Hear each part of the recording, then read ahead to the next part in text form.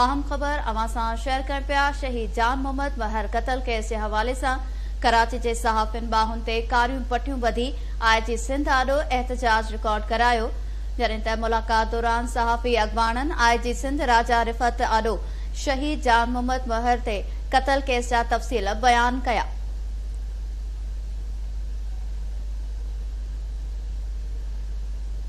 शहीद जान मोहम्मद महर जे कातिलनि जी गिरफ़्तारीअ लाइ सुभाणे सॼी सिंध जा कलम धणी धरणे लाइ कराची अची रहिया आहिनि। सहाफ़ी अॻवाननि जो अहिड़ो चवणु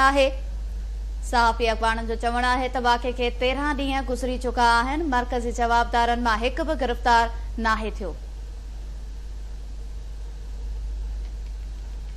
सहाफ़ी अॻवाननि जो इहो बि चवणु आहे त शहीद जान मोहम्मद महर क़त्ल केस में SSP सखर जी मुजरमाणी ग़फ़लत जी जांच कई वञे। शहीद जान मोहम्मद महर जे खून सां इंसाफ़ लाइ सिंध जा सहाफ़ी सरापा एहतजाज बणियल आहिनि, जॾहिं त आईजी सिंध राजा रिफ़त मुख़्तार जो चवणु आहे त शहीद जान मोहम्मद महर जे क़त्ल जा तफ़सील ॿुधी ॾुख थियो।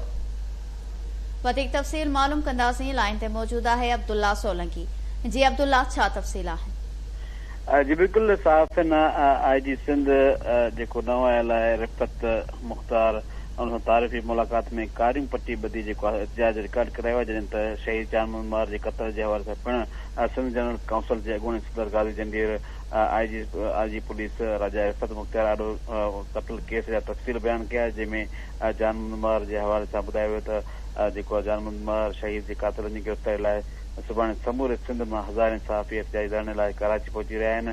गाज़ी जंडीर इहो पिणु जेको आहे आईजी सिंध खे ॿुधायो त वाक़े खे 13 ॾींहं गुज़रण बावजूदि पुलिस मरकज़ी जवाबदारनि खे गिरफ़्तार न करे सघी आहे, जॾहिं त गाज़ी जंडीर जेको सहाफ़ी अॻवानी करे रहियो उन्हनि इहो पिणु ॿुधायो त जान मोहम्मद महर क़त्ल केस में SSP सखर मुजरमाणे ग़फ़लत जो जवाबदार आहे। संदसि ख़िलाफ़ जांच शुरू कई वञे ऐं जांच में शामिल कयो वञे। जॾहिं त सहाफ़ी अॻवानी इहो पिणु चयो त शहीद जान मोहम्मद महर जे खून सां इंसाफ़ लाइ सिंध जा समूरा सहाफ़ी सरापा एहतजाज आहिनि, जंहिं ते आईजी सिंध जेको चयो त जान मोहम्मद महर क़त्ल केस जा तफ़सील ॿुधी ॾुख थियो आहे। हिन संजीदा मामिलो आहे। हिन संजीदा मामले ते ख़ातिरी थो करायां त केस में जल्द अॻुभराई थींदी। आईजी सिंध इहो पिणु चयो त जेको आहे हिन मामले खां पोइ अॼु जेकी मुलाक़ात आहे उहा जेको आहे हिते ई ख़तमु कंदी ऐं इनशाअल्लाह जल्द जेके जवाबदार मुख उहो गिरफ़्तार करण खां पोइ जेको आहे सो नई मुलाक़ात थींदी।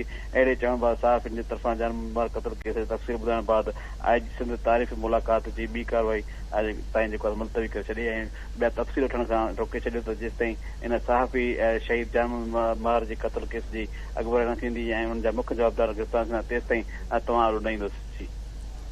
वरी महिरबानी नासिन। कराची खां अब्दुल्ला सोलंकी तफ़सील ॾिना आहिनि।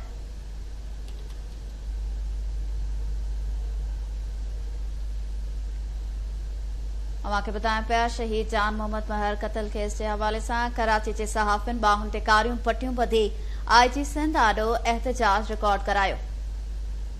मुलाक़ात दौरान सहाफ़ी अॻवाननि आईजी सिंध राजा रिफ़त आॾो शहीद जान मोहम्मद महर ते क़त्ल केस जा तफ़सील बयान कया।